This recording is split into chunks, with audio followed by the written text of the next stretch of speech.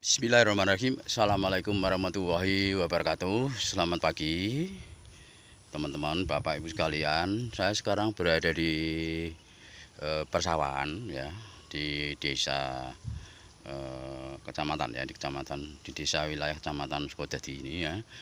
Lihat di background saya ini ya, persawahan ya. Persawahan yang sudah para petani sudah memanen ya di sana ya. Nah, ini kelihatan ini dia habis panen ya,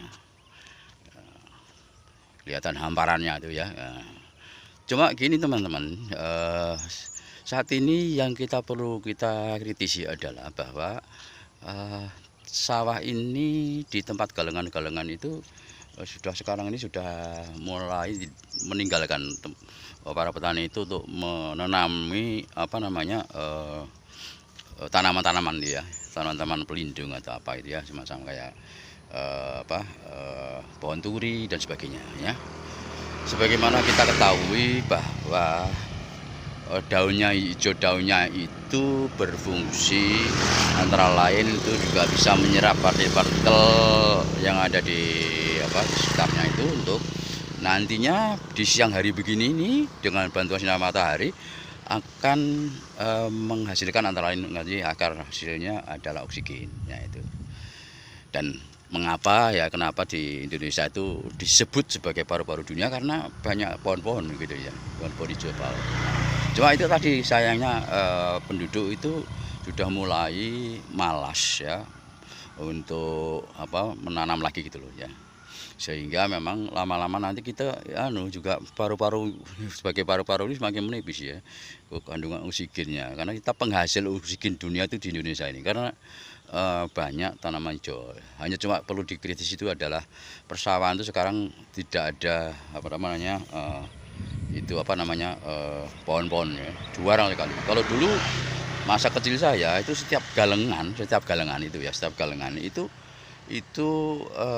ditanami pohon turi dan sebagainya. Jadi kelihatan rimbun dan kelihatan segar, semakin segar. Kalau gini kan sudah kelihatan di belakang ini lah tuh ya. Sangat gersang sekali gitu ya, coba lihat ya. Sangat gersang, artinya tanaman-tanaman hijau itu sudah tidak ada, kecuali tanaman padi atau pola hijau yang lain itu. Sehingga ini perlu diberikan pemahaman untuk para petani-petani itu ya. Setiap galengan itu diberikan tanaman-tanaman yang lain gitu ya, seperti pohon ceri dan sebagainya. Samping itu dengan tanaman itu juga bisa melindungi tanah itu, bisa menyuburkan. Pohon turi contohnya itu ada juga bisa menyuburkan tanah ini kan kabarnya gitu. Karena ada zat N2-nya itu ya. Secara alami jika di seputaran itu bisa menyuburkan tanah itu. Itu ingat waktu saya sekolah di SD itu pelajarannya begitu. Jadi N2-nya itu zat lemas katanya itu. Itu kalau dihirup manusia memang menyebabkan lemas ya. Itu bisa menyuburkan tanah ya itu ya. Jadi itu saya kira yang perlu dikritisi untuk saat ini. Masyarakat ini, jadi hamparan sawah ini tidak hanya tanam padi melulu gitu atau itu. Saya lihat seputar-seputarannya gitu ya, di galang-galengan itu juga tidak pernah ditanami seputaran cabai dan sebagainya atau pohon pisang, itu jarang sekali coba lihat. Nah, di samping tidak menghasilkan ya eman-eman ya itu ya. Di galengan itu ditanami pisang, ditanami apa. Di samping ada buahnya, nanti daunnya ini dia bisa menyerap partikel-partikel. Di siang hari ini dia akan ada fotosintesis dengan bahan-bahan yang ada di dalam daunnya, itu akan menghasilkan oksigen. Semakin banyak daun-daunan yang ada, semakin buah hijau di dalam hamparan tanah itu atau di seputaran itu, otomatis kandungan oksigen akan makin banyak gitu, kira-kira begitu. Kalau di sini beda ya, ini memang ada oksigennya gitu. Sehingga dari sinilah oksigen yang ada di bumi seputaran Indonesia ini nantinya akan tertiup ya nanti ya. Sebagian juga akan ditiup ke sana kemari dan sebagainya. Yang akan nanti didistribusikan mungkin kira-kira di negara-negara yang nggak ada tanamannya gitu, seperti di Arab Saudi itu ya. Nah, seperti itu, sehingga memang Tuhan Maha Adil ya. Dengan adanya bantuan angin itulah akhirnya bisa menyebabkan oksigen ini bisa terdistribusikan dengan rata gitu ya. Terus pertanyaannya lah, kalau oksigen bisa dibuat secara kimia, bisa saja. Tapi kan bahayanya mahal gitu ya. Bisa tapi mahal sekali ya. Beda dengan yang ada di alam ini secara alami, kemudian tumbuh dedaunan itu bantuan sinar matahari yang secara gratis diberikan oleh Tuhan, sehingga menyebabkan dengan bantuan ini bisa fotosintesis ya itu. Nah itulah sebenarnya pintar-pintarnya manusia itu bagaimana mengolah dan memanage atau mengatur atau mengelola daripada sumber daya yang ada ya. Saat ini kan sepertinya petani itu pinginnya instan aja gitu kan. Udah gitu aja, padahal harusnya ada sisi lain yang perlu dibenahi terkait dengan penggunaan pupuk ya, pupuk alami, pupuk kandang dan sebagainya itu lebih baik daripada pupuk anorganik dan sebagainya. Tapi petani lebih banyak ke anorganik karena organik kan juga hasilnya lebih cepat, lebih banyak kan gitu, dan lebih serangan hamanya mungkin juga lebih dan sebagainya. Pokoknya mungkin dari orang petani ngerti anorganik. Namun itu tadi sisi lain kan ya banyak efek-efeknya, sehingga sampai menyebabkan kanker kalau nanti banyakkan pupuk dan sebagainya itu oleh tubuh manusia. Makanya sekarang banyak penyakit degeneratif yang ada, itu terkait mungkin penyediaan pupuk anorganik tadi. Beda dengan organik, cuma kalau organik ini lebih lama gitu loh, lambat kembangannya dan mungkin lebih banyak predator-predator yang mengganggu tanaman padi dan palawija yang lain. Kira-kira seperti itu ya. Jadi itu beberapa yang bisa kami sampaikan. Cuman aja ada pertanyaan, kalau di Eropa yang Jawa dingin, ya maka daun dingin di Jawa dingin kalau ada memang ada daun-daunan yang hijau-hijauan.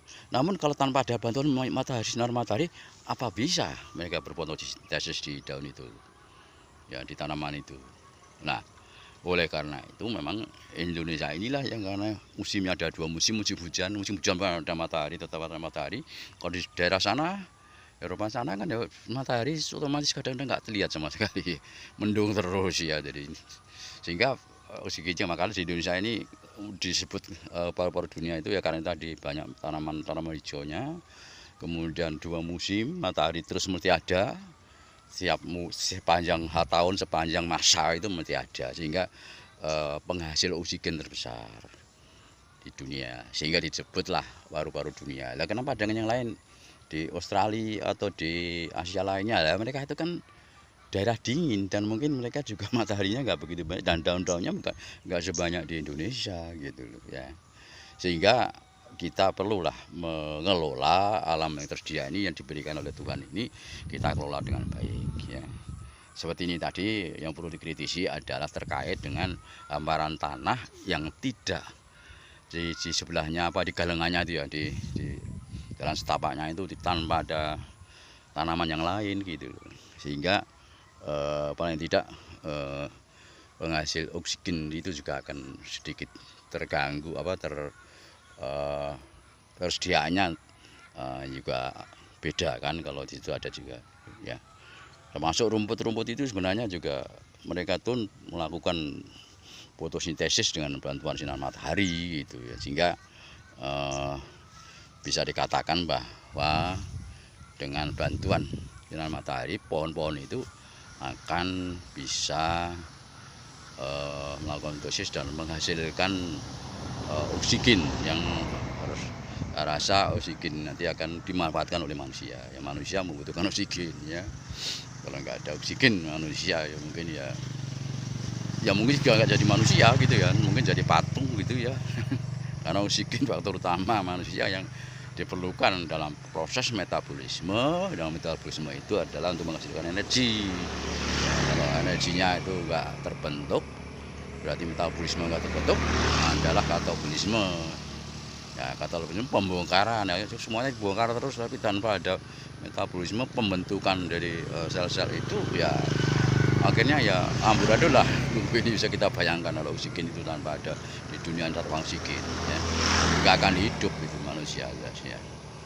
Termasuk apa namanya hewan-hewan barang itu juga perlu oksigen. Nah, yang penghasil oksigen cuma saya kira hanya ini, baru tanaman-tanaman hijau ini. Makhluk yang lain perlu oksigen loh ya, gitu ya. Makhluk yang lain, hewan-hewan yang lain itu punya butuh oksigen. Ya, oleh karena itu mari kita jaga keseimbangan dengan menanam daun-daun hijau, ya, pohon-pohon ya. Mangga kayak atau apa dan sebagainya, dan jangan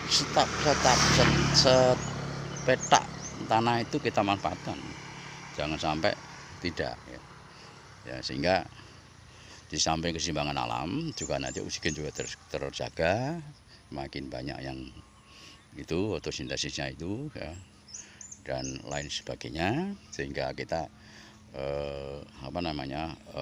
hidup keseimbangan ini terjadi. Dan di samping itu kita tahu bahwa adanya pembangunan real estate ya, pembangunan di rumah-rumahan dan sebagainya itu kan otomatis mengurangi lahan persawahan, lahan penghijauan, tanaman-tanaman gitu. Seperti jalan tol itu juga banyak berapa pohon yang ditumbangkan ya, itu tidak tergantikan ya. Pohon sebesar itu tidak diganti sebesar itu, tapi dengan sekecil itu ya, dan sebagainya ya. Sehingga patutlah pada saat ini kita saja yang bisa kami sampaikan ya. Ini saya bersama bapak-bapak tani tadi wawancara gitu ya. Tadi kita ya, jadi itu saja yang saya sampaikan. Tadi sudah sampaikan pada petani tadi. Mereka itu pemalas nanam gitu loh. Pisang-pisang ditanami kan enak ya. Mereka ya itu tadi rasa untuk supaya ini ya tentang terkait dengan penanaman ini ya. Sekarang ini Pak, harapan dengan petani ini kepada pemerintah apa kira-kira yang diharapkan? Ya mas, pupuk itu. Pupuk diapakan? Pupuk gratis itu ya mungkin. Lancar atau pupuk gratis atau lancar? Lancar ya. Warga nggak masalah. Rego ikut kelompok tani, Pak. Enggak maksudnya nek pemanet kayak gratis kalau kalau lancar lancar terbayar ya. Ini nanti. Pokoknya ya harganya gak terjangkau loh, Pak. Sekarang nggak tersangkau ya? Wah, kalau beli itu kalau di kelompok enggak ada itu di toko itu 325 per kuintal. Per sak. Per sak. Sak 1 kuintal ya? Sak 50. 50 kuintal. 50 kilo 50 kuintal ya. Ini kan di subsidi kan. Iya. 135. Ini subsidi kan. Lah kok diumbal ke toko. Niku saged. Jadi harapan jenengan sementara ini penting pupuk itu lancar gitu ya. Lancar. Karena itu. Apa nggak pernah pengen gawe pupuk kandang, Pak? Lori nggih stok pupuk kandang. Terus organik niku. Di stok mana? Di stop. Waduh.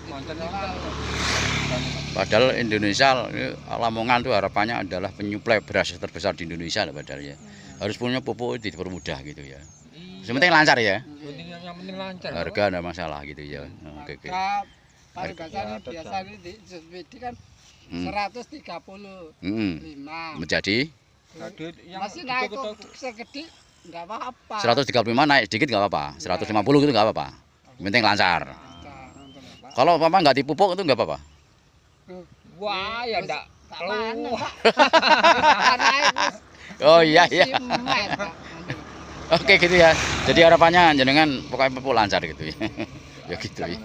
Ya, sementing kan di dapur kelompok-kelompok. Nah, ya. Kelompok tani. Kelompok enggak ada, kalau di toko ada. Ini bagaimana? Ya. Ini pakai masukan ya. Di toko-toko 300 per sak. 325 itu. Urea, ya. Oke, terima kasih Pak ya. Atas informasinya. Ya, saya Supriyono Pak, saya Supriyono ya, dari Lamongan tadi. Bapak siapa? Pak Ratim. Bapak? Pak Supriyo, hampir sama dengan saya. Tambah non sama dengan saya Supriyono ya. Terima kasih. Mudah-mudahan ya sementing kita bekerja ikhlas ya Pak. Sabar, insya Allah barokah ya. Barokah di dunia dan di akhirat itu ya. Dan daripada nanti kita nggak barokah, kita lor-loron dan sebagainya. Yang penting gitu ya. Seperti saya juga ini, alhamdulillah kita bisa sepedaan barokah ya, bisa olahraga ya, bisa ketemu bapak-bapak tani ini ya. Nah ya itu. Ditanami polo hijau pak. Napa nih? Ditanami polo hijau. Tanahnya sudah kering. Kering. Lah iya itu masalahnya air ya pak ya sekarang ya. Iya iya iya. Nggak buat sumur bor pak? Oh, enggak ada sumbernya. Nggak ada sumbernya. Oh iya iya iya iya. Pokoknya Kali jauh ya. Sehingga kita mau anu. Tani itu penting lancar pupuk itu. Oh iya iya iya. Ya ya. Oke terima kasih pak. Mudah-mudahan nanti mendatang ini ya semakin lama semakin di pemerintahan kita melancarkan untuk pupuknya. Ya ya ya. Mudah-mudahan nanti ini akan masalah ini yang umum di masyarakat petani ada mudah-mudahan segera teratasi gitu ya pak ya. Oke terima kasih. Terima kasih. Itu saja ada kawan-kawan teman-teman sekalian terkait dengan wawancara dengan petani. Semoga bermanfaat dan kami akhiri informasi ini dengan ucapan alhamdulillah, alhamdulillahirabbil alamin. Wabillahi taufiq wal hidayah. Wassalamualaikum warahmatullahi wabarakatuh.